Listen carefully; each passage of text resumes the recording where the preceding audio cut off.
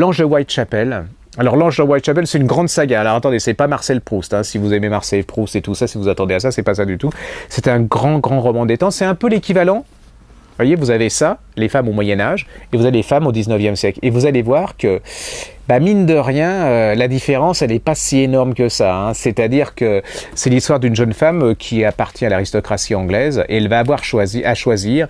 Elle a une passion, la médecine. Devenir médecin en Angleterre au 19e siècle, c'est pas possible. Enfin, il va falloir beaucoup se battre, c'est son combat.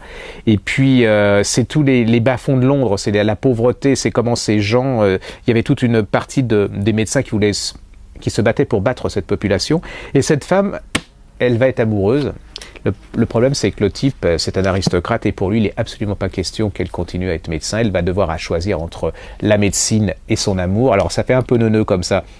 Je suis pas loin de le dire que ça l'est un peu, mais c'est pas grave, parce que c'est en fait toute la description de l'époque victorienne à Londres, c'est le combat des femmes à cette époque, qui va déboucher sur le combat des féministes pour voter en Angleterre, qui a été le premier pays, voilà, avec un combat d'enfer. Allez-y, vous avez un grand voyage en avion, en train, vous allez partir en vacances, vous n'avez pas les moyens, vous êtes comme moi, vous restez dans votre location ou dans votre caravane, vous allez passer un excellent moment une fois que vous êtes dedans.